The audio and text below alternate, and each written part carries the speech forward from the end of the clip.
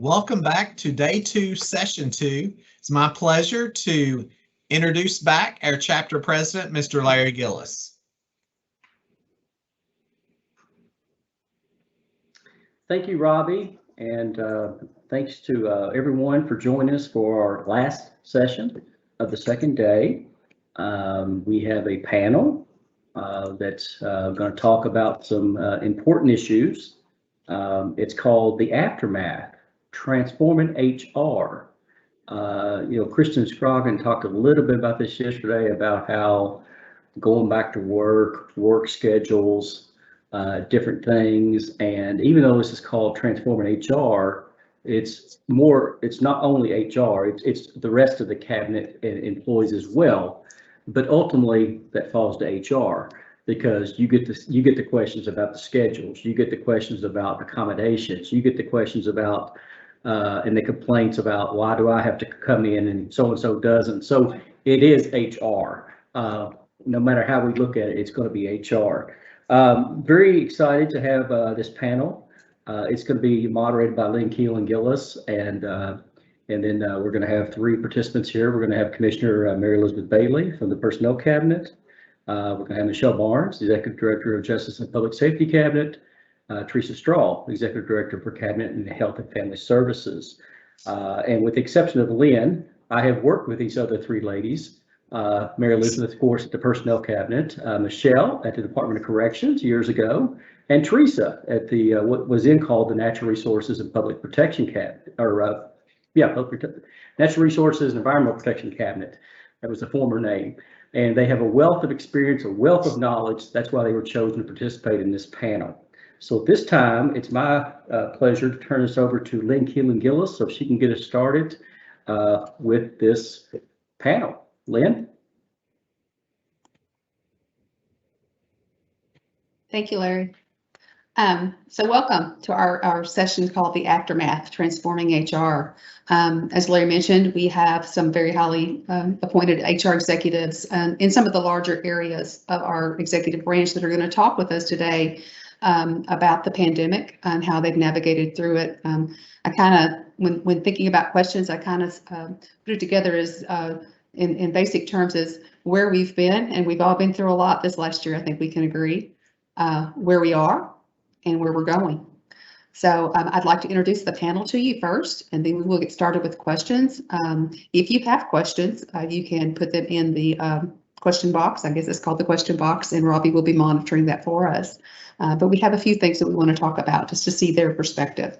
So we're going to start with Michelle Barnes.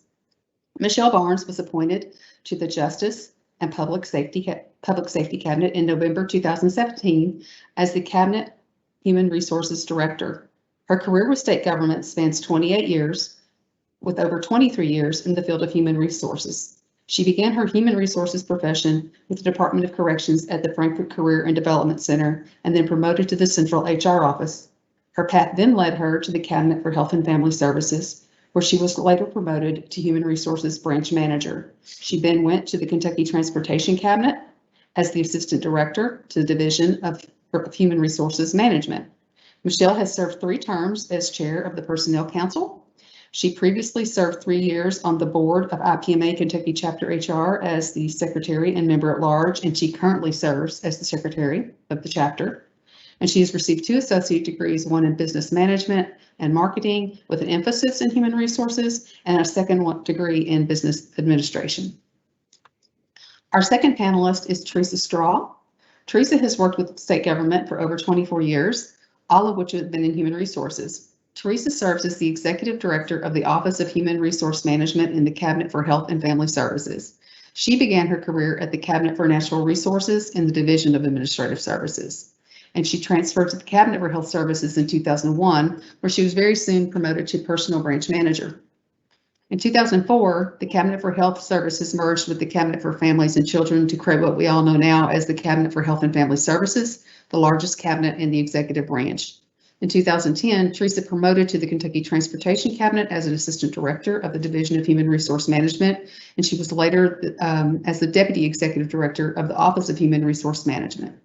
In 2014, Teresa returned to the Cabinet for Health and Family Services as a Deputy Executive Director in the Office of Human Resource Management. She's also served the Cabinet in previous roles as Chief of Staff. That would have been from July of 18 to December of 19. In her role as Executive Director, Teresa oversees the Office of Human Resource Management, which has two divisions, one for Human Resource Administration and then the Division of Employee Management.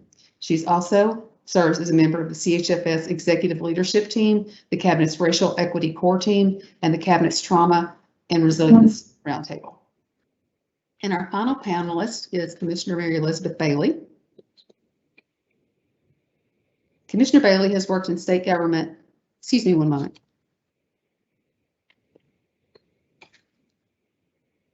Commissioner Bailey has worked in state government, specifically in human resources, for more than 25 years. Throughout her career, she has served as on numerous committees and is a member of the National Association for State Personnel Executives, International Personnel Management Association, and Society for Human Resource Management. In her role as commissioner, she has overseen the implementation of numerous HR initiatives for the Commonwealth. Additionally, she oversees the administration of the Commonwealth's employment application process, state payroll functions, executive branch reorganization process, official personnel records for state employees, and the state classification and compensation system, and the statewide performance management program. Okay, thank you, ladies, for joining us. We really appreciate it. We are going to start with just a few questions. We'll just jump right in. This first question is for Director Barnes, and I'll be asking this question to all three panelists. First question, mass telecommuting brought on by the pandemic had all of us scrambling for quick solutions in early 2020. In retrospect, what do you feel now was the most challenging task associated with adjusting a largely in the office workforce to working from home and telecommuting? Michelle, you're on mute. You knew I would do that, right? Let me start over. Thank you, Robbie. For the Justice Cabinet, I would say the diversity of the workforce among all of our agencies' missions. Justice is composed of Kentucky State Police, the Department of Corrections, the Department of Juvenile Justice, Department of Criminal Justice Training, Department of Public Advocacy, and Justice Administration, which is our Office of the Secretary. Many of our employees were not in a position to telecommute as services within the prisons, the juvenile justice facilities, and our state medical examiners had to continue, as well as our troopers needed to continue to work. The challenge for our agencies was to determine in a very short time frame who would remain essential and continue to report to work versus those who could actually telecommute. Thank you. Thank you, Michelle. Same question to you, Director Straw. Mass telecommuting brought on by the pandemic had us all scrambling. And the question is what do you now feel was the most challenging task associated with adjusting from a large in-place workforce to a telecommuting workforce? I think that communication was the most challenging. Things were happening so fast and we were having to address so many different issues at once, sending our employees home to work, making sure that they had the equipment that they needed and that they were able to access their files or systems that they needed to do their job. Also, just responding to the questions that employees had for us, we were learning as well. Another challenge was the equipment and the technology. The majority of our staff had desktop computers, so when they went home, they had to take those home with them. Some of them had weak internet access or no access to internet at all, so we had to figure that out. Just trying to figure out what all needed to be done in a short period of time. It was a challenge, but I believe we did a great job and did what needed to be done. So thank you. Thank you. Commissioner Bailey, same question. What challenges do you think was what do you think was the most challenging task when it first hit? Thank you, Lynn, and it's great to be a part of this panel and great to be a part of this day and this organization. And sometimes when you're the last panel member, what you were going to say has already been said by the previous people, so that might happen on a few of these, but because we have two other great panelists. But I agree, looking at it from an enterprise perspective, and that's going to be my answer on a lot of these questions. Technology just moving, transitioning that so fast.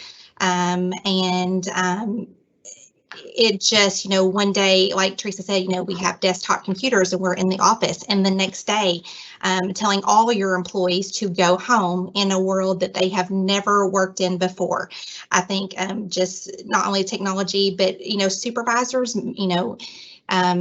managing their employees from home, assessing their work and ensuring that employees are staying productive, and checking on them personally, and just trying to keep up with the day-to-day functions, and ensuring that employees are transitioning and that they're working and that we're meeting the needs of the citizens of the Commonwealth.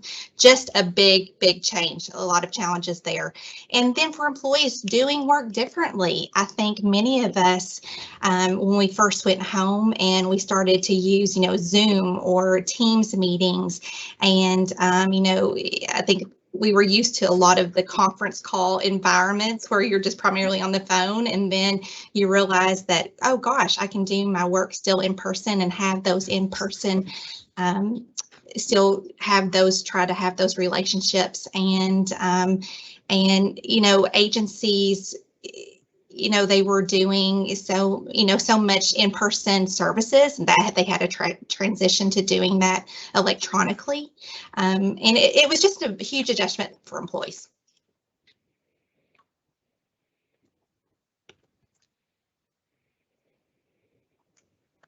Thank you. Mhm.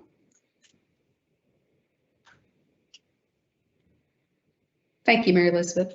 You're welcome. Second question. This one is for Director Barnes. Again, it will be asked of all of you.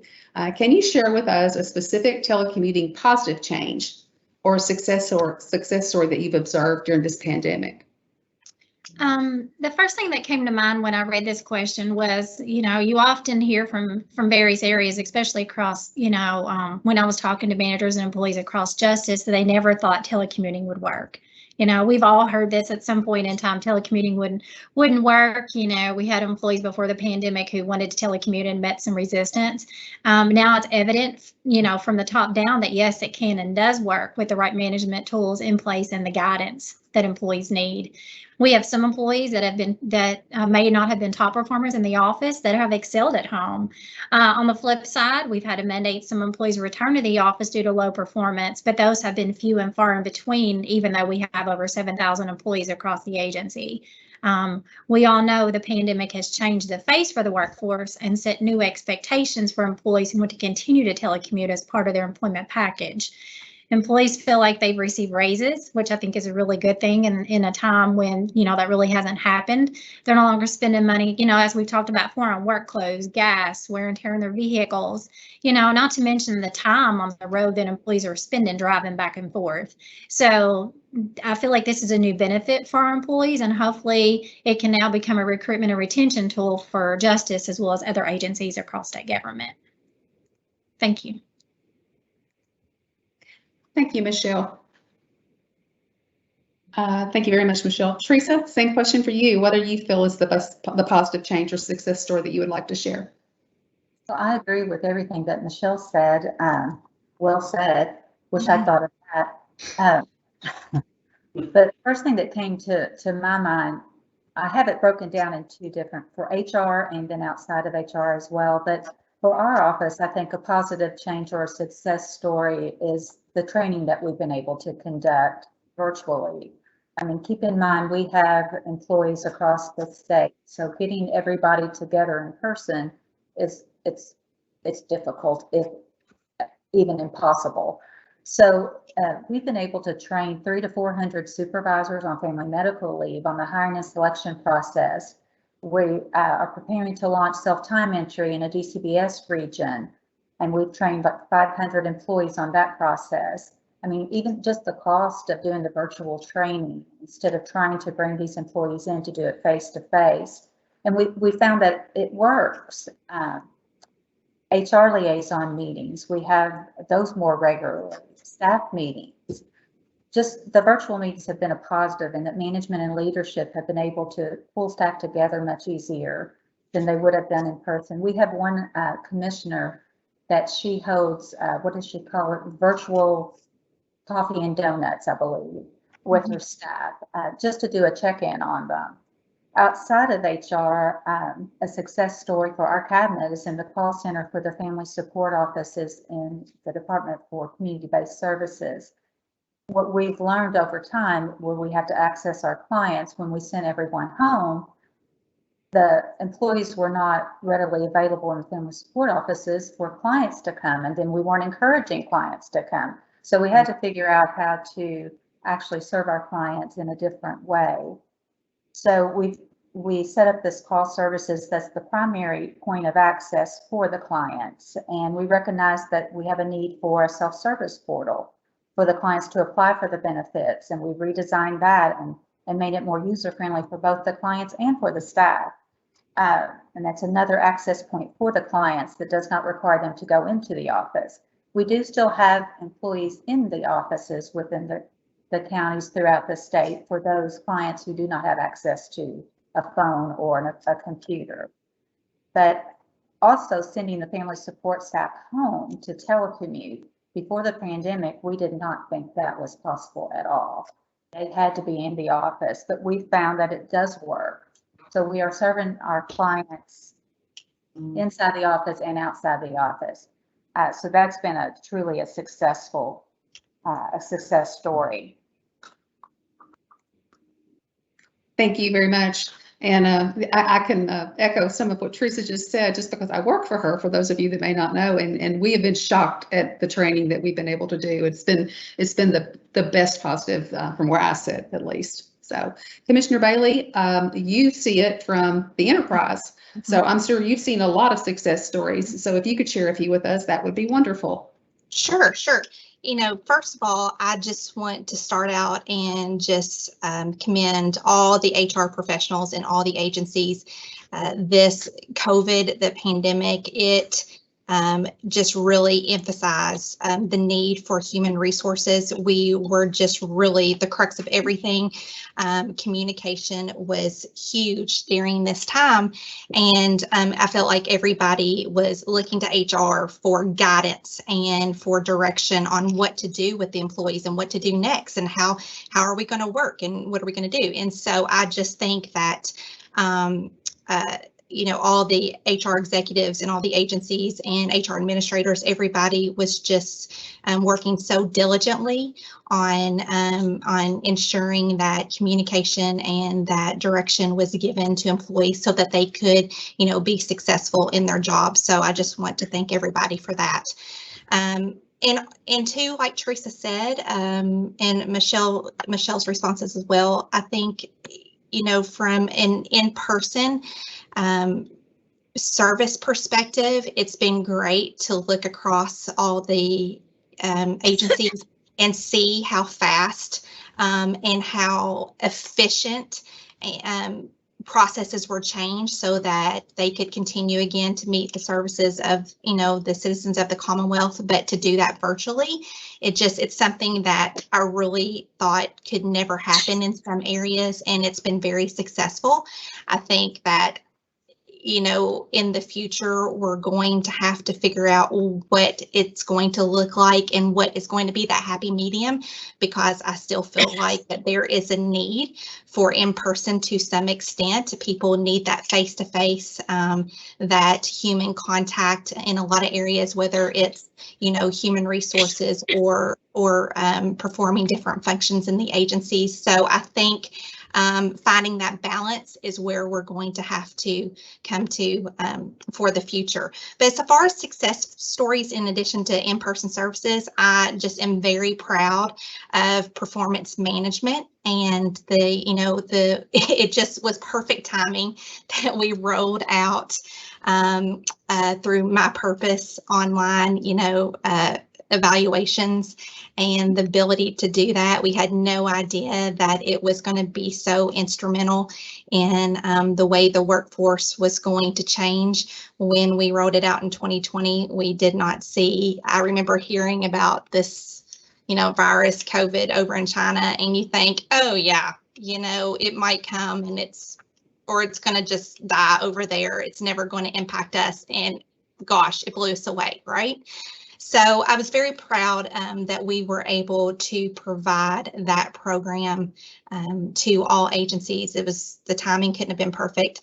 Also very proud of, it's not my program or anything, but GSC and KEEP, how fast they were able, with such a small staff, to provide many training courses virtually. My Purpose obviously has a ton of trainings available online, but many of the classes that they typically would teach in person, they were able to transition to a virtual environment, and just very proud of both of those programs and what they provided to the agencies. Thank you. Thank you. Thank you very much. Uh-huh. Okay, so as you know, with the positives, we have to talk about the negatives. But we're not going to dwell on them. We're going to talk about what we've learned from them. So in hindsight, again, we'll start with you, Michelle. Can you share with us a situation or a dilemma that maybe wasn't quite so positive, and one that, had you known about it, you wish you'd known about it going into the pandemic, and how we handled it, and what you learned? I would say this question, after when I was reading through them and, trying to get my thoughts together, this was the one that was most difficult for me to come up with a response.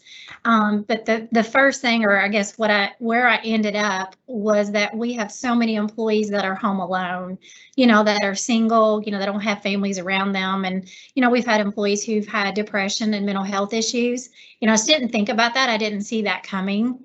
When employees are in the office every day and you see them, or supervisors see them, or coworkers see them, they tend to pick up on those issues, or, that John maybe has a down day, people weren't picking up on those cues. They may have not had virtual meetings, they may have taken some days off. I wish that is something ahead of time that I'd have thought about ahead of time. And I think that I would have ensured that we push out more information related to our health benefits, to ensure that all employees were aware of benefits to support them, whether it's KEEP, whether it's benefits that, they could have used through their state health insurance. And I know some information would have went out. I just as justice overall, I wish that we would have done a better job with that. And I feel like that's on me for not pushing that.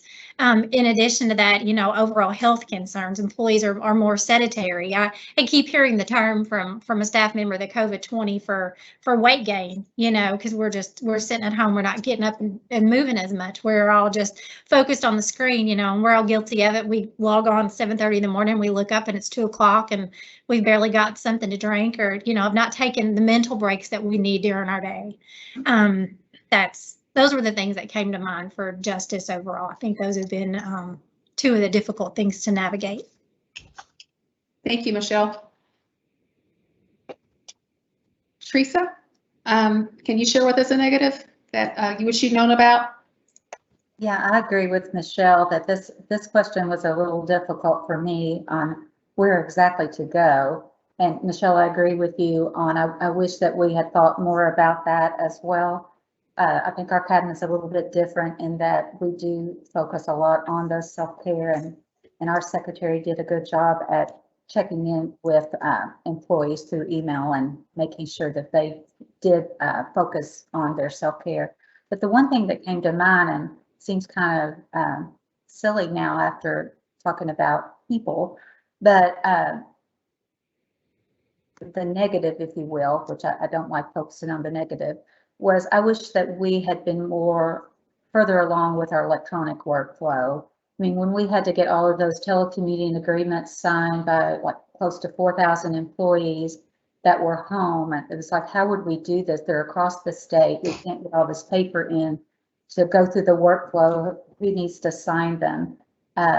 We worked with our IT team to utilize DocuSign, which we weren't that familiar with DocuSign. So we've learned a lot of lessons with that program that I don't think we will ever forget. So that was the one thing that really came to mind if I had to pick a situation or a dilemma that we as an HR office faced. I don't know if that answered the question on what you were expecting, but that's what came to mind every time I read those questions. Yeah, I was expecting your honest answer, and I know what you're talking about there, and it was challenging. Commissioner Bailey, again, you get to look at it from the enterprise level, so I'm sure you have lots of material to work with here. So, questions to you. Yes, I think part of growth is always reflecting on, and it's not, I don't want to dwell on the past, and I don't like Teresa said, to look at the negative constantly, but I think in order to grow, you have to look at, what you just did to see if it could have been done better. And I think there's always room for improvement. And I know agencies see that, in things that, because, you all are following our direction or our guidance, and, everyone has, opinions and things like that. And it's tough to, to roll out initiatives that are for an entire workforce of over 30,000 that is also being, mimicked by local entities and counties and cities and other branches of government. So, when I think about this question, one thing, although telecommuting has been in our regulation for many years, and some employees and some agencies have had telecommuting, for a long time, but looking back, I wish that we had the executive branch telecommuting policy and all the supporting documents already out there to go prior to the pandemic, so that way agencies would have had something, a resource to go to and to send to their employees. I really wish that, we would have had that prior to this. In addition, I would have liked to have our resource guide. We were very proud of that, and it's a great document. Looking back, I would have liked to have been able to send that out probably sooner than we did, because it had a lot of great resources, as Michelle said, on we touched on things on benefits and deferred comp and training and, of course, telecommuting, but how to manage in a telecommuting world. And we had trainings in there that were great resources. We also had ways of how to recognize your employees, and just all different information and resources that I think employees could have used a lot sooner in the pandemic. But I can remember when it started, I really thought when I first sent out the directive to send everyone home, and I really thought it was going to be like this 3-week thing. And you think, well, it's going to get better. It's going to get better. And it just didn't. And so by the time you realize that this is going to be a long process, then you're scrambling to put together, something that is going to meet the needs of the enterprise for 30,000 employees. And so it does take time. And so, hindsight is, I wish we had been sent out some of those things a little earlier than we did. But we're ready for the next time. Let's hope there's not a next time. That's right. Thank you. Yeah. Thank you so much. Thank you. And it's interesting to me that you all three said that was the most difficult question, because when I was writing these questions, that's the one that I felt I would have the hardest time with. So it's interesting to know that you agreed with me. I think, and if you haven't guessed, as the audience, we obviously gave them their questions in advance so they would have time to prepare. I think I'm going to skip question 4, because I think you all have already answered that question in some of your previous questions, and I'm going to move on to the next question. Now, this question is focused only on programmatic agency things, and whereas Commissioner Bailey focuses on the whole personnel function, I'm only going to ask this question to the other 2 panelists. So we'll start with Michelle again. What has been the biggest challenge that the pandemic has presented with your agency, not from the HR perspective, but from the agency programmatic perspective?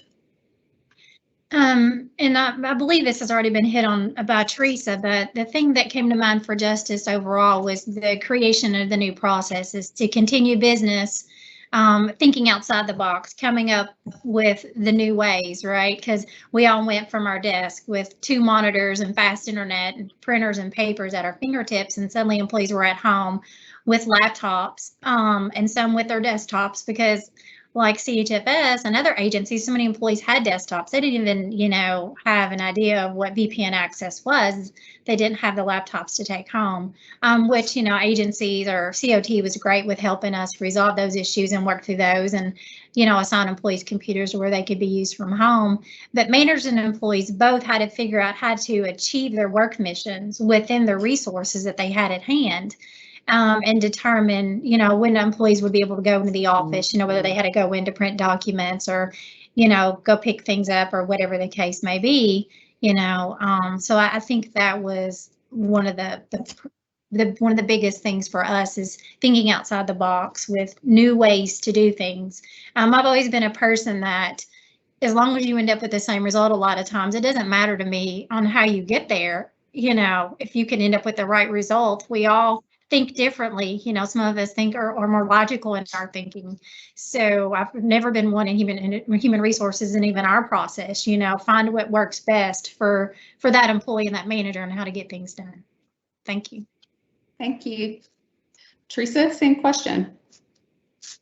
Well, our cabinet has been in the forefront of this pandemic.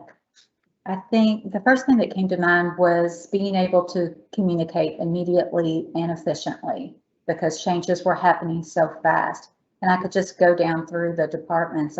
Public health, everybody in the state now knows Dr. Stack. They were providing information, they were answering questions at the governor's press conference, they were keeping the COVID website updated with information. They were staffing the State Health Operations Center, the SHOC, 24/7. They were setting up testing sites. They were keeping the guidelines updated and communicated. They established a 24/7 call line for COVID. Those employees, they are still, but they were extremely busy. They set up the contact tracing. They were right in the heat of the moment. During the pandemic too, the state parks that were set up for the COVID quarantine sites, our cabinet staffed those sites with nurses. We had to look at the individuals, the employees who were not able to continue to do their normal work because we weren't doing in-person services. So we were assigning them to help with calls in DCBS for the presumptive eligibility in Medicaid, where Medicaid waived their eligibility requirements to help those who were losing their jobs and therefore losing health insurance coverage. They were now eligible for Medicaid. So we were focusing on that. We had our behavioral health facilities. Staffing is always a challenge, but then when the virus hit those, whether it was the staff or the residents, there were a lot of sleepless nights at CHFS all around. That's for sure. Yes, I remember those. Okay, thank you very much. I appreciate it. Okay, our next question, again, we'll start with you, Michelle. Perhaps one of the largest challenges we faced in telecommuting is training and communication. We've all learned a lot about virtual meetings. We've all learned about electronic signatures, how to manage work remotely, for supervisors, managing a staff remotely. And as we've already covered, we've learned a lot from that, and we see value in how we're going to go forward with some of that. But that's the question. What do you see as the future regarding this virtual networking and meeting? Do you think that state government, how can we take these new virtual skills that we've learned and even further benefit, our employees, our public, our constituents in the future? Michelle? Overall, I think hybrid meetings are going to be something that are going to be in the future, as we are all slowly returning to the workplace. I think we're still going to have a lot of employees that are telecommuting across agencies. So the fact that employees no longer will have to get in their cars, drive to the locations, take the times out of their schedule to do that, find a parking spot out here behind the personnel cabinet building and make it into the justice building, that's a 15-minute walk on a good day. So those kinds of benefits, if they can just sit in their office and log on maybe with the office of the secretary or the department and continue the virtual concept, I think that's going to be big. I know in justice, we're already looking at setting up some, more high-tech conference rooms, and we've got some already set up. So we're looking at some additional ones for that to occur. I think that's going to be big with us, is to be able to continue the hybrid approach, and that some people will be in the office in meetings, in a group in a conference room, and then those others will, pop in on their screens. Just for the time and money alone, and efficiencies and the benefits to employees and the agency. Thank you. Thank you, Michelle. Teresa, the future of virtual networking and virtual meeting, how do you think that we can, where can we take it? I think that we will continue to develop our technology supports to provide easier access to our programs for our clients. Again, teleworking, it requires a whole new way of managing staff. So I think we'll continue to provide the managers with the tools on how to manage work, staff working remotely. Based on the feedbacks that, the results of feedbacks that we've given to our employees throughout the cabinet, each department has done separate surveys.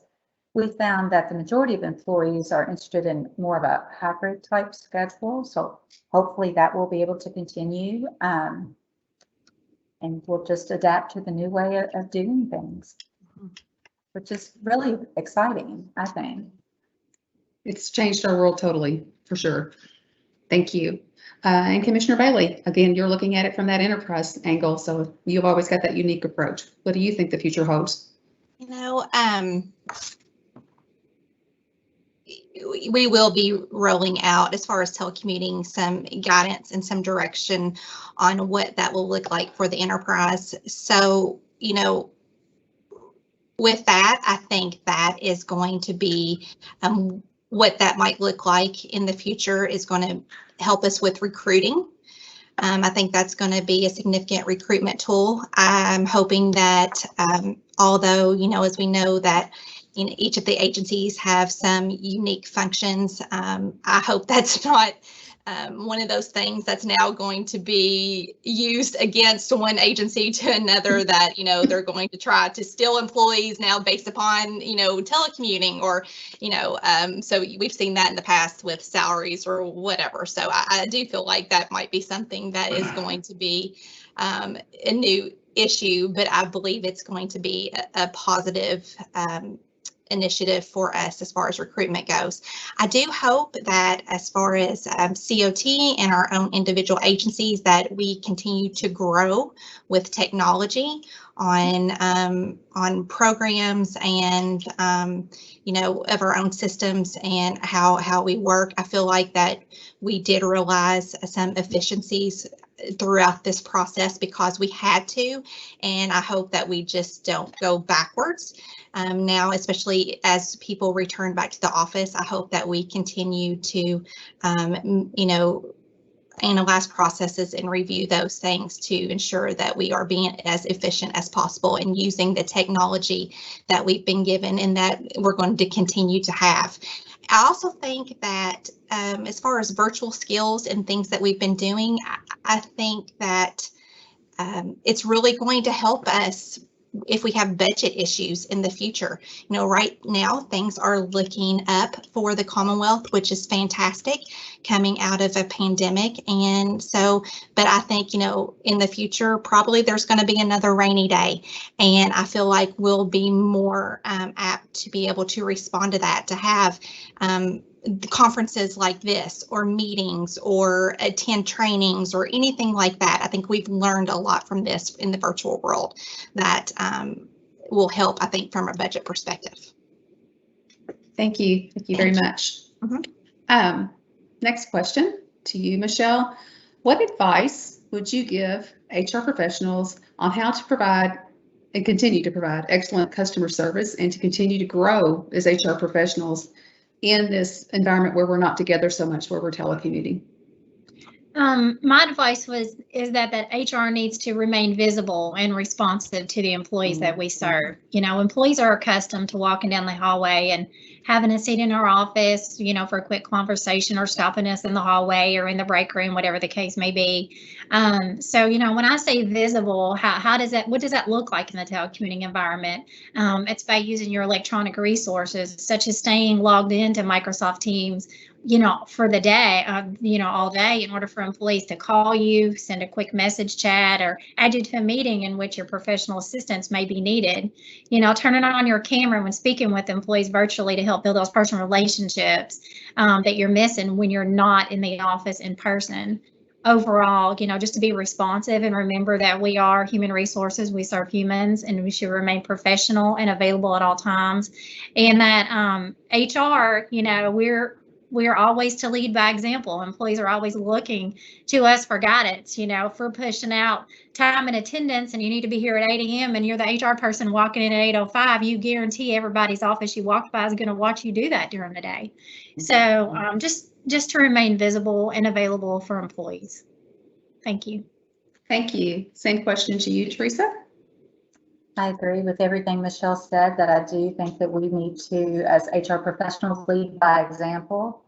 I think that we need to continue to communicate. I think we need to check in with each other because out of sight sometimes is out of mind. So we need to make an effort to keep in touch, hold virtual meetings as a team, call instead of emailing. I know I get so many emails and I think just pick up the phone and call me. Sometimes it's nice just to hear a voice. Establish relationships, with your coworkers and with your customers, and listen to what people are saying. I found over the years that sometimes people just want someone to listen to them. That's my advice. Thank you, Teresa. Mary Elizabeth? I tell you, I had several points on this one, and Teresa and Michelle have covered all of them beautifully, to say the least. Very well said. Completely agree with everything. As far as HR professionals growing, I think communication obviously is very important. I think it's important that we continue to network and lean on one another. I think that's very important for us, in these, organizations like IPMA are so great. And I can't wait for us to be able to be in person together, because I think that's when you meet new people and you're able to call another agency and say, hey, how are you all doing it over there? Or can you send me an example of a form or a process or something like that? I love seeing HR professionals just leaning on one another, because I know that I lean on the HR executives too. It's very much a collaborative environment between, personnel cabinet and agencies, and I want that to continue. So communication is just very important, letting, employees know that you are available, and the same with HR, that we're available to one another. It's a team, and I think we need to remember that as we go on in the future. Thank you. Now I have personal interest in this next question, because I've got two people starting here soon, and I'm trying to work out the plan right now. We're working on it. We talked about training, but I want to talk about, not just for HR, although I have that selfish aspect right now, but our programs that we help. How are we managing training new employees, like brand new employees to state government, in this virtual world, when we're so used to that face-to-face connection in that training period and during the probation period and everything? How has your cabinet managed to do that, and what are your plans for the future on that? Michelle? Well, within Justice, I go back to, we have set, different missions within the agency, within the department. So it really has to be a case-by-case basis when looking at individual jobs and tasks within the departments. Many of our areas are, as I said earlier, deemed essential. So those employees have continued in-person, safety protocols built in, and changes required training, such as DOC academies. Pre-COVID, for DOC, all new hires would travel to DOC Training Academy for weeks for training. During COVID, Trainings have been held at the individual institutions where the employees were hired to limit contact. The trainer would come to them, of course, following all healthy at work guidelines, such as social distancing on the firing range and wearing masks, those kinds of things. But for those in the telecommuting world, it's honestly been consistent and constant communication between managers and the new employees, as well as their new team members. With the use of Microsoft Teams, managers can easily share the documents on the screens to train and share materials. I think I've seen an increase in shared folders out there when I go looking for something, and documents have increased cabinet wide. And with many managers, they've never met their new team members face to face, and a lot of them are excited about the return to the office. Again, and I've been having conversations. I've got most everybody I've spoken with is they want the hybrid approach, right? So hopefully the future will be for the hybrid approach is that they're training employees in person, maybe a day or two a week, instead of, the virtual concept that we're using right now. Those are just, some examples we've done, and DOC is probably our biggest one because we have to keep hiring the correctional folks to oversee things. So, thank you. Thank you. Teresa, what are your thoughts on training new employees with a virtual world? Well, I think most of our departments have adapted to the virtual world. I mean, we do have our facilities that are doing the in-person. But I think that they may have started that, even some of it prior to the pandemic. I just think it was more magnified once the pandemic started. Teams and Zoom, I mean, we all are becoming pros at that. I think it will continue. Like Michelle said, those who are returning to the office, I'm sure that we will do some in person. It will kind of be a hybrid, just like our workforce will probably be. Okay, thank you. Mary Elizabeth? This is one topic that I have to say I heard the most about during the pandemic. And we did add a requirement, as you all know, to hiring and selection that requires, prior to an employee being hired, the start date, that a training plan would have to be created.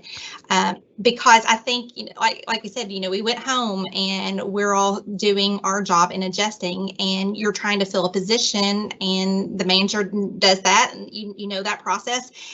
And then they're starting on the 1st, which is, let's say, 2 weeks later, and then they get here and the manager realizes, oh my gosh, we're not sitting together, or they're not there, they can't go out to X job site and do something. So it became very much a reality that they weren't prepared, managers were not prepared to train a new employee in a telecommuting environment. Some were, but a lot of comments about, it's like that new employees were struggling when they first came on, because there was a lot of time in between learning their job, I should say. So I hope we definitely improve on that in the future. As far as us and some things, I think it's like Teresa and Michelle said, Teams, very important to utilize that, very important to make sure that you are checking in with that new employee every single day, especially when they first start.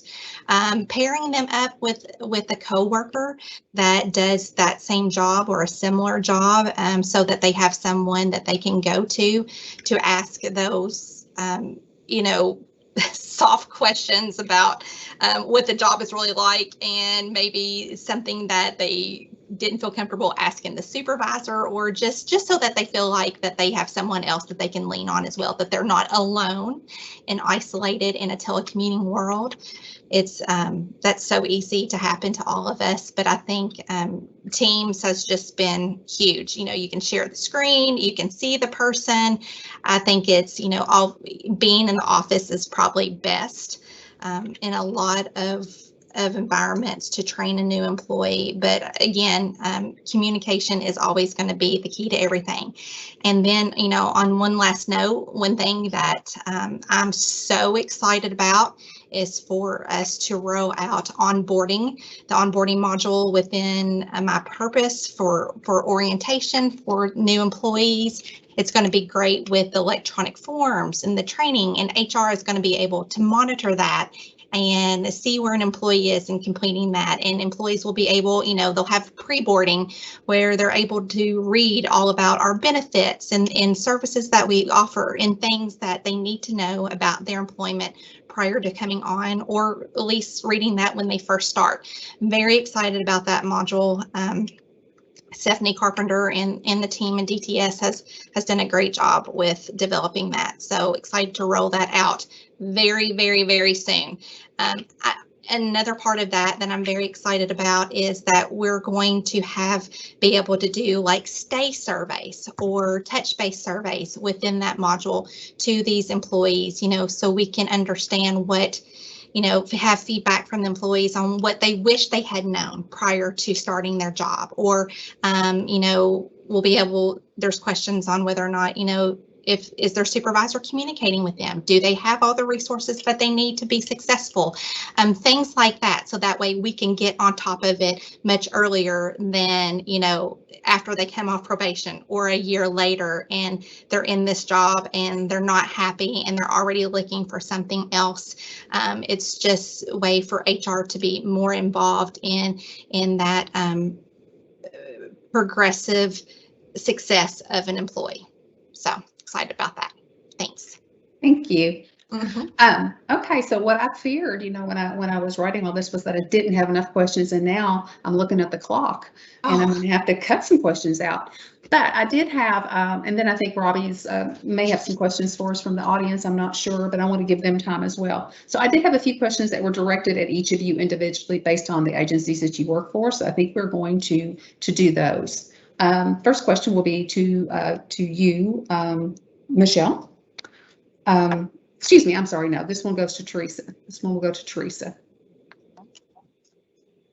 So CHFS is unique in that it has a presence in all 120 counties. It's question 11 on your list, Teresa. It touches so many aspects of our public lives, and many people are dependent upon the cabinet's resources for their daily lives, and because we're the cabinet that provides human resources. What is the biggest challenge, just to summarize for CHFS, what is the biggest challenge ahead of us? How and where we access our clients, I think, is the biggest challenge. Being more present in the communities where it's easier for the clients to contact us. Revisiting how we do business, both in person and through the telecommuting, with the use of technology and the virtual platforms, making sure that our client needs continue to be addressed, but also continue to support our staff and stay connected with them. Developing, again, our technology supports. As we've talked about, telecommuting has required a whole new way of managing. We have, as a cabinet, I think are a little unique though, because we have the Department for Behavioral Health. So we immediately focused on self-care, on adopting the health and well-being as our pillar and our values, one of our values. We have monthly programs that are available to staff that focus on self-care. And we plan to offer supervisory trainings that focus on a resilient workplace, grief and loss in the workplace, and psychological safety, and also humanizing staff and supervisor relationship. Again, we must take care of ourselves so that we are able to take care of others. So I think that's all I can say about that. Thank you. Michelle, like CHFS, the Justice Cabinet is a very large cabinet. I never know which one's bigger. I hear back and forth both ways, so I'm not ever sure. But Justice has a unique challenge in that so many of your staff and duties are associated with 24/7 facilities. And I know one of Justice's challenges in the pandemic was that there was really no option for telecommuting for some of those institutional staff. And then you had the pandemic outbreak in the institutions. So how will Justice continue to handle this issue as we continue to fight the pandemic and move forward? Well, as you said, we have a lot of 24/7 outside of corrections. We've got the juvenile justice facilities, our state troopers, those folks are, 24/7. We've got the telecommuters within KSP, who work 24/7, and our medical examiner's office. Those folks are, they work during the days, but they get called in at night. Our medical examiner was doing all the COVID-related autopsies. So each area had to be handled differently as their mission, physical work locations, and office setups are just all so different. For DOC, things changes such as temperature checks before employees were allowed to even enter the institutions, mandatory COVID testing, they set up sanitation stations. With DJJ, they have a smaller population and smaller staffing. So there were times that we would have a positive COVID test and we would shut down a facility for 14 days and move staff to other facilities under juveniles or could quarantine, so we had to create those type of policies and now those are in place if something else were to occur, let's see, with both DOC and DJJ, in-person visits were placed on hold, but they were allowed to, when it goes back to the technology, they were able to use technology to provide virtual visits. And that was a win-win in both DOC and DJJ, because a lot of times families can't afford to come visit their family members. It may be lack of transportation, time, or cost. So having that virtual platform now set up, that we've seen an increase in visits with the inmate population and the juveniles. So that's something I think will obviously stay around, just for those things outside of employment to keep those communication lines open with family members. Thank you. Thank you. It sounds like very tough challenges. I think everybody has had some tough challenges.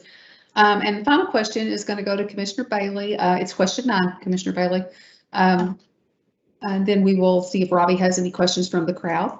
The isolation of telecommuting has been challenging for some people, and the decrease in our social interactions has been felt by everyone. I know I'm very, I don't think I'm an extrovert. I think I'm an extroverted introvert, but I have definitely missed people, and it has taken a toll. I mean, there's been days that I've really struggled with it, and I don't think I'm alone. So to that end, has the Personnel Cabinet seen an uptick in the employees' need for the Employee Assistance Program? And are there plans as we're in this to expand upon that program? Yeah, this is a great question because, yes, like you, and I feel like I don't want to speak for everyone who is watching today, but, it's been, to be able to work from home, it's been very nice on some days. It's been nice, not having to drive in the office, not having to get up quite as early maybe and do all the things that you would normally do to leave and go somewhere. We're all getting ready, getting up and getting ready and things like that. But, there has been days when it's like, oh my gosh, I have got to do something different. It's the Groundhog Day movie, and so you need, I think we've all needed a break. I think it's as this, we're seeing light at the end of the tunnel and things are, restrictions are being raised. Everybody is ready to do something. And whether that's, big or small, I think everybody's like going to be shot out of a cannon. We're ready to go, so with this, I did send this question to Trina, and I think Trina Kuntz over Keep, and she and her staff do a fantastic job with that program and the services that they provide. So any response I give, the credit is all to her and questions to her as well, and very proud of what they do here. But she said, prior to the pandemic, what type of issues that they saw down there was job stress and supervisors struggling with behavior or performance issues from employees, a lot of interpersonal work stress type of situations. And then the pandemic hit, and it was completely those things still exist because we're still working, but the focus then became on, isolation and depression and just the work change of working from home. And then also so many employees were working from home with children. And those of us who had children that were more self-sufficient, they could get up every day and log on and try to do their work. But those with children that were either in a daycare or in elementary, it's hard. You can't just tell, a 4-year-old or a 6-year-old just to log on. Well, maybe some of them, gosh, kids, I can you can hand them the phone and they can work it better than you. But, I think it was hard for employees to manage being an employee and being a parent or a spouse or taking care of a sick relative or having COVID themselves or taking care of someone who had it, and the fear that went along with that. Just so many things that hit all at once. So I know Keep was inundated with trying to help employees through those situations and to provide resources to them. And I know that, they developed several courses and, working, I think one of them was, working from home with children and other resources that they developed. Trina said that they're going to continue to analyze the needs of the workforce and what we're going through and develop trainings as needed. So yes, they will continue to grow that. So very proud. Okay. The president is over here telling me my time is up.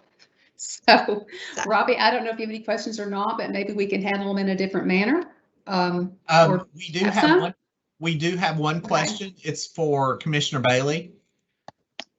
It is, I'm sure with most state employees in Franklin County, teleworking, it's been a negative impact on the city of Frankfort's budget. Has there been any communication with the city on their concerns for continued telework or fear of some agencies shrinking their footprint in Frankfort? Yes, early on, I had several emails and discussions with the city manager. At the beginning, it was kind of like, how long is this going to last? And because obviously it was an impact to their budget. And I have not had any discussions of late with the city of Frankfort.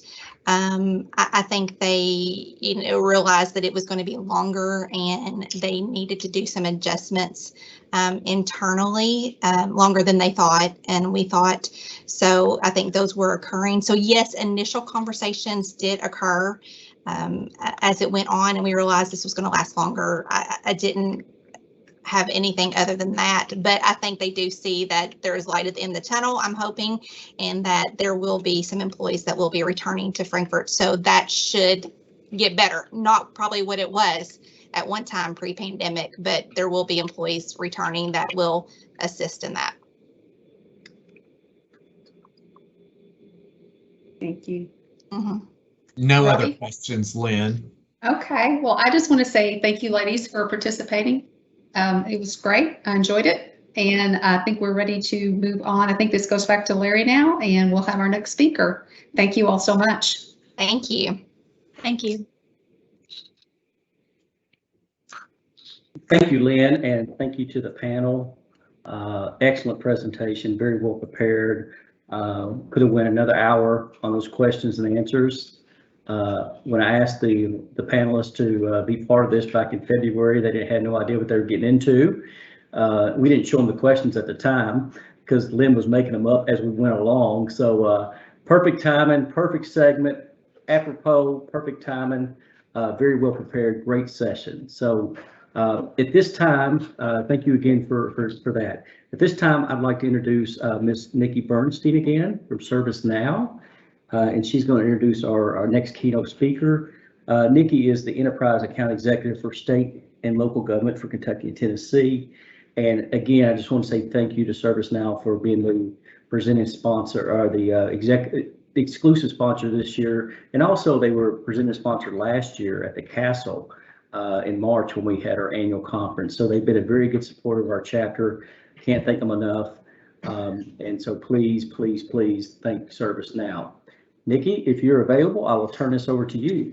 I am here. Thank you so much, Larry. Fantastic panel. And I will introduce Kareem Ellis to close us out.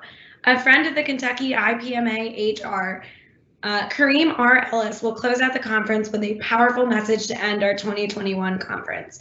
Mr. Ellis is a dynamic powerhouse speaker with over 10 years of experience in the field of speaking, training, coaching, and breakthrough success. As the author of the GPS My Success, Kareem takes pride in developing both leaders and champions. His messages and concepts help people grow to the next level and inspire an atmosphere of greatness in the lives he connects with on a daily basis.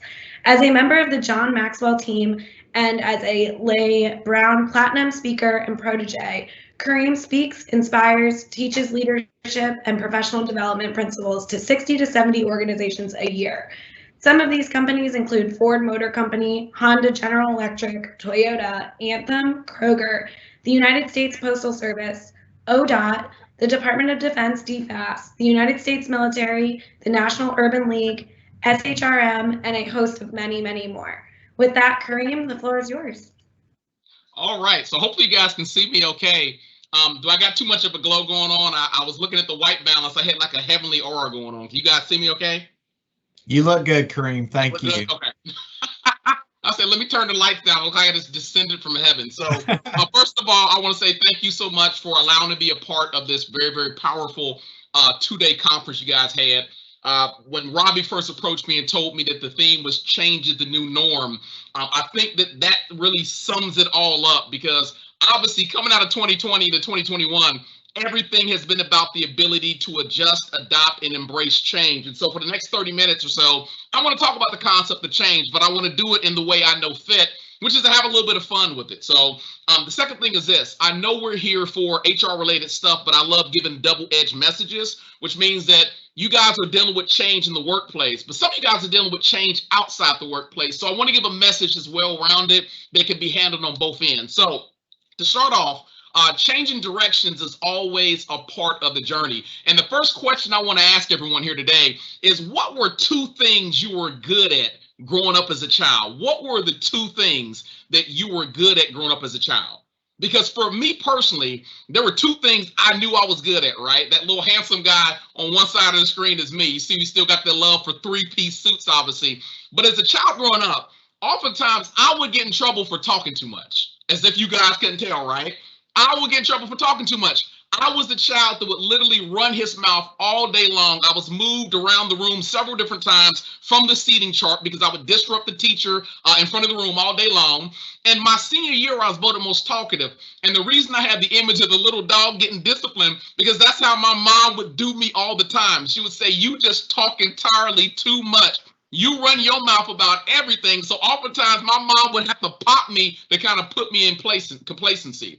But the thing about talking, it took me all over the world. It's put me on stages with some of the best and the brightest. I've had some of the best and brightest as mentors. I've been allowed to impact the world for the better on a national level and an international level. It's also allowed me to put out a couple of best-selling books. I've gotten a couple of best awards for Author of the Year up in Canada. So I love the fact that I was born with the gift of communication, the gift of speaking. But the second gift I had as a child growing up was I had eagle-eye vision. I'm going to say that again. I had eagle-eye vision.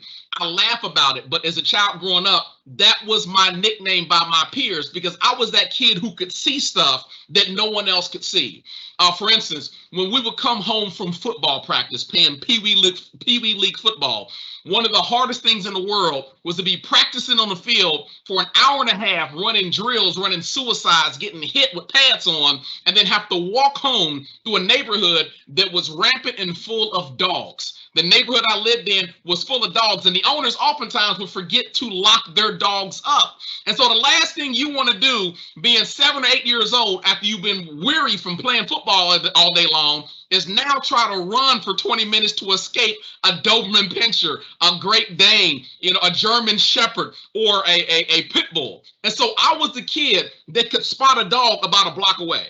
It was almost like watching the movie Platoon, where they're walking up on the enemy camp and the lead person can see a sniper, so he motions for everyone to be quiet. And he's using sign language to tell people the dog is over there. So y'all be quiet. Let's hop this fence and go the other street. And so everyone called me Eagle Eye. And I was so proud of the fact that I could see things at a distance that no one else can see. And that all changed for me, guys, my 10th grade year. My 10th grade year, I decided I wanted to go out for the high school basketball team. And the only thing that was standing in my way, because I made the tryouts, the only thing standing in my way was a physical. So I went to my doctor's office to get the physical. And I knew I was in great help. I mean, I knew I was in great shape. I mean, he did the ramifications. He weighed me out. We did all that stuff. There was nothing wrong. Now the hiccup came when we got to this part of the testing. This is where the hiccup came in at, when we had the eye exam. And the reason why it was a hiccup, because remember, I'm thinking I'm going to blow through this because I got eagle eye vision. I'm the guy that can spot a dog almost a block and a half away, right? So I'm thinking to myself, I'm going to blur through this real fast. And he tells me to cover my right eye, use my left, and begin to read the chart. And as I read the chart, the big letters was fine. I saw the E, I saw the F, I saw the H, I saw the T, I saw the N, I saw the I. But when I got down to like line number 6, things got a little hazy. I mean, I couldn't tell if that was a Q or 2. I couldn't tell if that was a B or E. I couldn't tell if that was an O or a P. And so I knew I was literally just trying to guess my way through that final line. I heard him say a couple and writing some stuff down, and I pretty much knew I had failed that test. The second thing I knew was eagle eye was no longer eagle eye. So as I sat there waiting for his response, he looked at me and said, I'm going to tell you what you already know. Your vision ain't 20/20 anymore. And I just kind of sucked down in my chair. And here's the reason why. As kids growing up, there's nothing wrong with wearing glasses. But the kids in my school were particularly mean. And so they would literally pick on the kids that wore glasses. They call them things like 4 eyes. They would say that they were nerds. Oftentimes they would get bullied and picked up on. They would take a person's glasses and throw them across the room. And if you're already blind and you need your glasses to see, how can you see where the glasses landed at? So on my end, I'm thinking to myself, Lord, oh Lord, the last thing I want to do is be wearing glasses because I don't want to get picked on. And I remember him bringing out a couple of frames for me just to try on, not to take home, but just to say, just take a look at a few of these and see if you like them or not. And so I remember I put a pair of glasses on and I looked like this. Stop laughing at me. I know y'all laughing at me. I'm going to get beat up every day looking like this. There's no way in the world I can do this. And so I took the glasses off in disgust. And he said, well, what's wrong? And I said, I can't do this. He said, why can't you do this? I said, I can't wear these glasses. He said, well, change is necessary.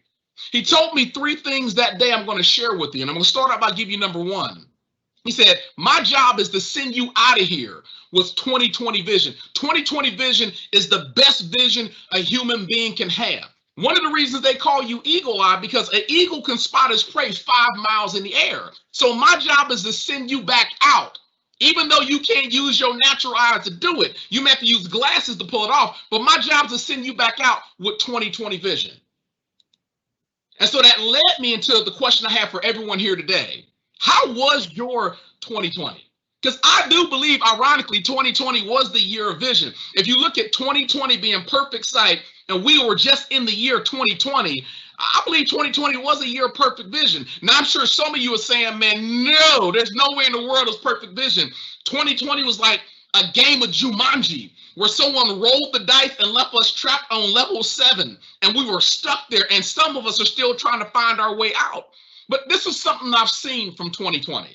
I do believe it's perfect vision because it gave us a chance to see the situation for what it really is, not what we were pretending for it to be. And this is not work-related stuff just yet. We ain't got there just yet. We're just talking about the stuff that happened outside the workplace. Seeing last year, we saw a global shutdown. Not a national shutdown, not a country shutdown. The whole globe was shut down all over the world, right? The world was divvied between essential workers and non-essential workers. That means the value wasn't based on your college degree or 2. It may be based on the fact of whether or not you are an essential need or you are not essential need. And believe it or not, that does play with some people's psyche to wake up and find out I'm no longer considered essential, so to speak. We saw the world fight over toilet paper, water, and food. Facts about it, I got married last year. I was on my honeymoon in Bali, and I'm turning on the news, watching what's going on in the States because I'm trying to make sure we get back before they shut the country down. And the only thing I could do was say, honey, how many rolls of toilet paper do we got? Because we're going to go home and have to wipe our butts with leaves. They had toilet paper shortages and water shortages and food shortages. And of course, we can't forget the money challenges. How many people right now are still depending on a stimulus check just to make ends meet, right? We saw folks that couldn't pay their mortgage for more than a year. We saw people who couldn't pay their rent for more than a year. We saw landlords complaining because they couldn't do anything with evictions. We saw small businesses suffer, and we saw big businesses suffer. You know, we saw a lot of small mom and pops that did not rebound back because all it took was 3 months, a government shutdown and a virus to close the doors on these businesses permanently. But we saw some staples of our organization. We saw some staples of our way of life. Businesses that have been around for 20, 30, 40 something odd years that wasn't ready for the change and the shift, and they shut down as well. We saw health and death team up like never before because we understood that COVID-19 was a greater risk of creating death if you had pre-existing conditions. So it didn't mean that you just have to have something like cancer or something like that. It could be that maybe you weren't maintaining your body or your tempo on a regular basis. Maybe you just, you know, kind of not hit the gym in a couple of days or not hit the gym in a couple of years or months and put on a couple of extra pounds. And that may make the difference between whether you pull through or you don't pull through at all. We saw political issues across the scale, whether you were Republican or Democrat, whether you red or blue. We saw political climate issues like never before in this country that was fueled by Corona-19. We also saw racial issues across the globe. We saw racial issues that we've known have been there, but they were unprecedented on how they magnified themselves with quarantine and shutdown. And the one thing I learned from all of it was COVID-19 did not discriminate.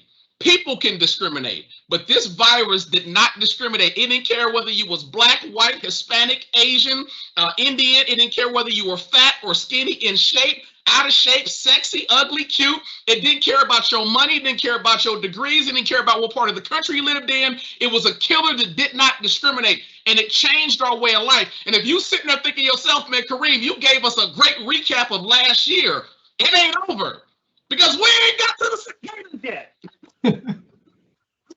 They're coming with all the rain we had. They're funneling their way out, and they're going to be here. So in case you ain't got enough of 2020 for Kentucky, Ohio, and Indiana, hell has been unleashed. 17 years in the making, right? So now that we've covered that, we understand where we've been. Let's talk about where we need to get to. Because one of the things I understand is changing directions is always necessary. It's always necessary. It's a staple of civilization. It's a staple of society. We wouldn't be where we are right now had not we allowed certain things to change. But, you know, everyone doesn't go along with change, right? Even though change makes common sense, we know not everybody goes along with change. So what are 3 reasons why people can't stand change? Well, let's jump into it. Why is change so hard? Number 1, typically change creates a shock. There's shock value. We're not even talking about what you guys are dealing with in HR with the employees you're dealing with. I'm still on what happened outside the workplace, right? Think about everything I gave you all bundled into 365 days of a year. There were things that took place last year that I don't think anybody on this call, anyone in this conference could possibly foresee coming. It was like Satan himself just started mixing stuff in a little of this, a little of this, stir it up, and then serve it up hot. And every month something new was going crazy with the world. It created a shock that no one was ready for. And usually when you run into a shock, it creates denial. A lot of people freeze in their tracks when they run into shock situations. So change is hard because no one's ready for it. The second reason why it's so hard, it brings feelings of uncomfortability. What do I mean? I mean simply this. Most of us, whether we know it or not, we develop routines that create habits, that create comfort zones that keep us safe so we avoid anxiety. I don't know about you, but when I was routinely going to work, I had a specific route I go every single day. Why? Because it kept me comfortable. It kept me comfortable. I knew exactly what to expect. I knew where the police officer speed trap was at. I knew where the donut and coffee spot was at. I created a comfort zone routine of how I would get from my house to my place of employment that kept me safe and kept me comfortable. It was a habit and it avoided anxiety. But what happens that day when the road is going to be blocked up for the next 3 months? And now you got to find a different way to work, and you can't stop and get the coffee the way you want to and then be at work on time, right? You don't know where the new speed trap is at, so you got to slow down on purpose and not, speed to work if you run a little bit late. So the second thing is it takes us outside our comfort zone. And right now, a lot of people are still dealing with the ramifications. They've been yanked outside their comfort zone, and they didn't ask for it to happen, right? The third thing is we don't know what the future looks like. Let me be clear about this. for most of us, the way we operate day to day, we kind of have an idea of what our future looks like. We have our day planned out. We have our week planned out. We have our month planned out. Heaven forbid, we typically have our year planned out, so we know what to expect. And when someone blocks the vision of the future so we can't see, what happens is we experience loss of control. For many people in the year of 2020, they felt like it was loss of control. I'm not in control of my paycheck anymore. I'm not in control when my job's going to open up the doors and bring me back in. I'm not in control whether I'm essential or non-essential. I'm not in control of whether or not I'm going to find a roll of toilet paper next week. So those are three of the most important reasons why people resist change. So now that we know why they resist change, let's talk about 7 ways that we can help folks adopt, adjust, and administer change. Now, I gotta say something real quick. I'm holding this giant prescription medication bottle, right? And what this reminds me of is when I go to a doctor and I'm sick, the first thing a doctor asks me is, what are your symptoms? But understand, the doctor doesn't treat the symptoms. The symptoms help the doctor narrow down what's the root cause. I'm gonna say that again so nobody missed it. A doctor does not treat symptoms. If I go in and say, doctor, I feel feverish, I'm having hot sweats, my jaw is hurting and I keep throwing up, I can't hold any food down, I'm giving symptoms. He's not going to treat the jaw pain by giving me aspirin and then leave everything untouched, right? Because if he's only treating a symptom, symptoms will return as long as the cause is still in place. But when he understands the cause, he can write a prescription that knocks out all of the symptoms as simply as that, right? So I want to talk about how we can start to treat the actual cause, which is going to make the symptoms of why people resist change, make those things disappear and go away. Number 1, if we have change we want to initiate, we got to learn how to link the change to the issues people actually care about. If you notice on the screen, I got this child with this giant ice cream, right? Because mom used to do this all the time. I used to think mom was just the most magical person in the world. So mom would say, well, I'm going to the hairdresser. I want you to come with me. You're going to be in a hairdresser for 5 hours. Mom, I don't want to be in a hairdresser with you. I just don't want to waste my day that way. Well, if you go with me, I'll give you ice cream. I get ice cream if I go with you. I'll give you ice cream and you can put 4 or 5 scoops on it. Really? 4 or 5 scoops? So I can put Rocky Road, I can put peach, I can put strawberry, I can put cookies and cream, and I can put that mystery ice cream on there. What she did was she figured out what change she wanted to initiate and linked it to something I actually cared about. And that made me more than par for the journey. So when initiating change to employees, can we take the change and link it to the issues that are important to them? Very, very creatively. Number 2, show that you care and understand the concerns of the people that you're initiating the change to. Can you create communication about what the new initiatives look like? We know a lot of folks now are working from home and they weren't used to doing that. I heard earlier someone talk about how working from home does create a little bit of depression because when you work with people, you used to seeing 15, 20, 30 some people a day, and now it's just you and your 4 walls at home if you don't have kids. That could be a little depressing. That could be isolating. So do we create communication about the new initiatives, what we're going to roll out? Can we ask about any concerns they may have about it? And most importantly, can we demonstrate that we value their viewpoint so they don't feel like they're not heard? Number 3, can we identify the team members that are in massive support of the change, right? One of the things I love about Amazon.com is if I'm going to make a major purchase, but I'm on the fence about the major purchase, before I spend my $300, $400, $500, I can go over to their customer reviews and see exactly what everybody had to say about the high ticket item before I get involved in it. And hearing what they say may make the difference on whether or not I decide to be a willing participant for the journey or whether I feel like I'm a hostage, right? When you find the folks that are already identifying the change and they're in agreement with the change, the change is the right thing and the best thing, and you make these folks the advocates of the way you want to do new things, it's easier to get the group support when you have certain people saying, this is the direction we want to move in. Number 4, learn to have an open conversation, dictatorship versus democracy. I laugh because in my household growing up, my father would say, son, this is a dictatorship. This is not a democracy till you turn 18. But unfortunately, that plays out in real life the same exact way. And that's one of the quickest ways to get someone not to embrace change. In other words, provide as much info as possible about the what, the when, the where, and the how, the dynamics of the change. Because people typically get stressed when they lack control and they feel like the participants play an active role in the outcome of the situation. I got a picture of me wearing a mask, and I want you guys to think back to when the country shut down and you were told that it was gospel law that you had to wear a mask everywhere you went. Most of it wore it out of fear because we didn't want to catch corona. But there were a few folks out there like, well, I don't want to wear a mask. I think it's my human right. You can't force me to do it. The more and more people start to understand the what, the when, the where, and the how, and I left out the why it's important to do it, with open conversation from multiple different doctors across the board saying this is how we're going to slow the spread. We're not going to make it disappear, but this is how we can help the hospitals from being overloaded. Folks start feeling like they want to become active participants. They created hashtags promoting, stay home, don't go out if you don't have to go out. So have open conversation.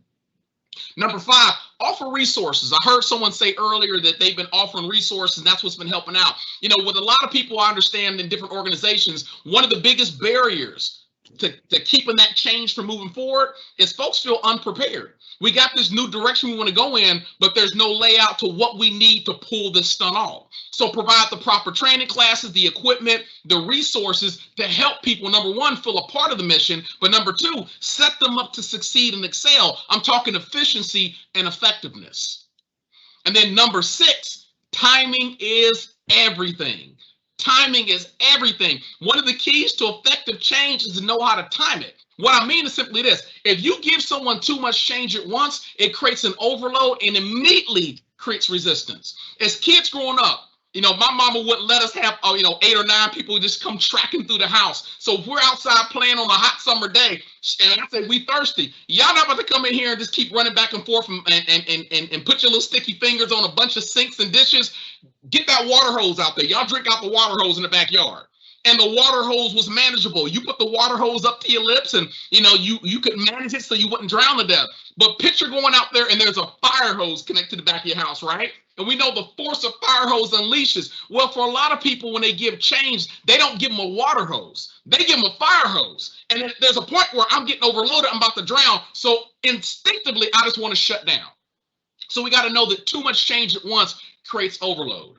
Introducing change in measurable doses gives the people a chance to adjust to the change, and most importantly, accept the change. I got a picture of a frog sitting inside a pot, and we all are familiar with the story of the frog in the pot. If you put a frog in a pot of boiling water and you don't turn it up slowly in increments, the frog will realize what's going on and leap out the pot. But if you put the frog in the boiling water and turn it up slowly, a couple of degrees every couple of minutes or so, that frog will literally boil alive. I don't know if that's a good example to use or not. Boil alive and will accept the change because the change was introduced very, very intricately versus all at once. And then number 7, create a vision of the future. One of the reasons I trust my GPS when I go somewhere, because I know my GPS, once I give it an address, it's always focused on taking me to my fantastic future. So if I miss a turn because I'm not paying attention or I run into traffic, right? The GPS doesn't call me names, doesn't make me feel bad, doesn't make me want to go home under my covers and cry myself to sleep. It just simply recalculates, figures out alternative ways to get the same result, and still goes after my fantastic future. It gives me hope. The most important thing I gave you is this right here, is creating a valid vision of the future. Because again, change is not the easiest thing for anyone to do. But if I know what the change is taking me toward, and I understand the vision that you're laying out for this company, for this organization, and most importantly for the nation, if I know the vision we're going after, it gives me hope. And that's the most important thing to run the course. So as we leap back to being inside that ophthalmologist's office, taking that eye exam, I told you the first thing he said, my job is to give you 20/20 vision, right? The second thing he said, I want you to understand that you don't have to wear the glasses. You ain't got to go out there looking like this. This is just one of many options. Stop laughing at me. I can hear you laughing. This is just one of many options. You don't have to wear the glasses. There's other ways we can work on giving you 20/20 vision. And with that, I took the glasses off because now I'm all ears, not to hear about what the other options are. And number 3, he told me that change is good. He said, I want you to think very quickly about all the change that you've seen over your lifetime that at first you thought no, but then it became yes. And then my little young self sat in that chair, glasses in hand. I started thinking about a lot of the changes. I remember a time when we would go to graduations. This is graduation season. And we would gather everybody together to take a photo, right? And then we pull out the Polaroid camera. But wait a minute. In order to get the camera right, I gotta have the flash. I gotta have the flash in there right. And I gotta make sure the flash bulb ain't been used up. So everybody get to the corner, everybody smile, everybody say cheese. And I hit the button and the photo would come out. And I had to take the photo and flip it a little bit and blow on it, make sure I didn't touch it with my fingerprints to mess it up. And we thought that this was great during that time. It was instant technology, right? We thought it was great until the disposable camera came around. Ain't seen one of these in a while. I can just take the photos, although I can't see it in real time. I can just drop it off at my local 1 hour return spot, pick it up in an hour, and boom, the photos are there. And we thought that was great until digital technology came out. You mean I could take as many photos as I like and I don't have to worry about, running out of room as long as I got battery space on here? I mean, change was great when it came to this industry. I think about another change we dealt with. I remember the days of using floppy disk. I done dated myself, right? Using floppy disk. How many people remember playing the Oregon Trail using this? Your horse just died of dysentery. And we thought this was the coolest thing in technology. Until technology shifted and gave us strips where we can hold 100 times more data on something like this than we could ever hold on something like this. I remember, a time where we would get a cassette tape. We get our radio and we sit by the radio for hours waiting for our favorite DJ on our favorite station to play that song so we could put together that mixtape, right? Because that mixtape had to have all our best songs on it. And the worst thing in the world is when that DJ started talking at the last 10 seconds of the song, like, what are you doing? There's 10 seconds left. Why are you talking over the song? We thought that was great. Until the world rolled out CDs, where you can make your own mixtape and have it as clear as you want on a computer and put way more songs on a blank CD than you could ever put on a Maxwell cassette tape. The last change I got for you, and this is a doozy, and I know this may not come out right because of the camera. I remember getting our first TV, and you may not be able to see this right, but I remember getting the first TV, and that first TV had the twist knobs, right? Where you would twist the knobs and, you only had a couple channels. You had like 19, you had channel 45, channel 64, you had 5, 9, and channel 12, right? You maybe got channel 48, and everything was fine and dandy unless the antenna got bent. You had to put a wire hanger in there, or you lost the TV turner knob, so you pull out those pair of pliers, right? And use those pliers to turn the TV. And we thought that was great. To digital technology, start introducing smart TVs. We can control the TV and get crystal clear picture and sound and connect them to our cell phones and a whole host of other things. What are you saying, Kareem? I'm saying simply this. Change is always a good thing. It may not be something that we agree with initially. We may not be able to understand why the change has to take place. But the one key thing I've understood about the concept of change is it takes us in the direction that we want to go. Guys, my name's Kareem Ellis, speaker, teacher, trainer, #1 breakthrough strategist. And I want to remind you that we can go anywhere we want to go. You have arrived at your destination. As long as we have the right vision. You guys be blessed.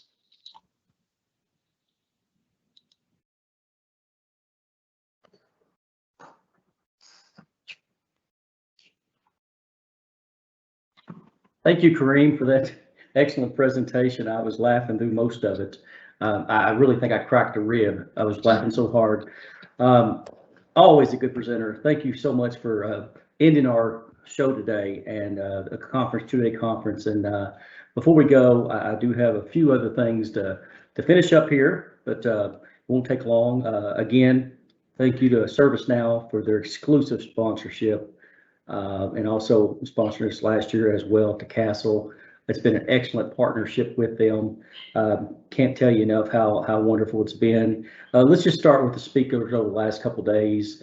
Hopefully I haven't left any out. Of course, Nikki Bernstein, who's introduced a lot of the speakers from ServiceNow. Jeffrey Gore, who gave a great presentation. Kristen Scroggin from Alabama, always a great speaker. Mark Sipek with some very valuable information there about the personnel board. This morning, Dr. Corey Hicks.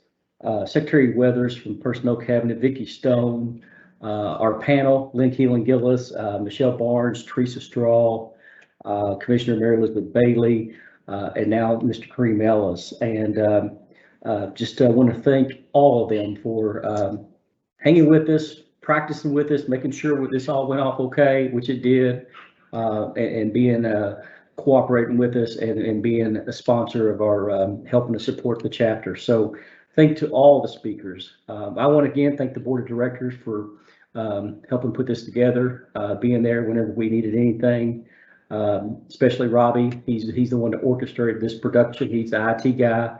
A lot of work that goes unnoticed, and but we know what he's doing. So thank him. I want to congratulate the two winners this year, Dale Clemens for the Distinguished Service Award and Lynn McGowan-McNear for the Walter R. Gaddis Jr. Award. Very deserving of both of those. I want to thank all the attendees for coming to the sessions the last 2 days. Hopefully you've been able to make all of them. But if you haven't, there's available to see those taped videos. So, but thank all the attendees, thank all the chapter members, thank everyone that's tuned in for this. I want to thank. I want to remind people that we do have our chapter dues coming up in September, and we have that set up that if you want to go ahead and pay, you can. You can pay either on our website, the chapter's website, or if you go in through the personnel cabinet, like you're going to Kentucky League Conference, you'll see out there that you can also pay there, as well as paying for the Kentucky League Conference. And that's available now if you want to go ahead and do that. With that, I think we have 2 door prizes left. We have one $25 Amazon gift card, and we have one one-night stay at the Department of Parks. I want to say thank you again to the Department of Parks and the Tourism, Arts, and Heritage Cabinet for giving us a couple nights stay at the parks there. Can't thank them enough. And whoever wins the prize today, and yesterday the winner was Tracy Hayden from EEC. Whoever wins the prize today, go enjoy Kentucky State Park. When you're there, go to the gift shop, go to the restaurant, spend some money, support the Kentucky State Parks. And with that, Rebecca Ogden, are you still online? If so, we'll give away our final $25 Amazon gift card. Okay. The winner of the final Amazon gift card is Miss Annette Sewell with the Cabinet for Health and Family Services. Okay, Annette, congratulations. And then we have our final parks one-night stay. If you have that ready. Sorry, I turned my camera. Yes. The other park one-night stay goes to Pamela Dunson with the Department of Criminal Justice Training. Okay. All right, very good. Very good. So that concludes all the door prizes. At this time, we're just a few minutes over, but not very much. So this will conclude our 2-day session. Thank you all for attending. We'll be in touch soon, and take care.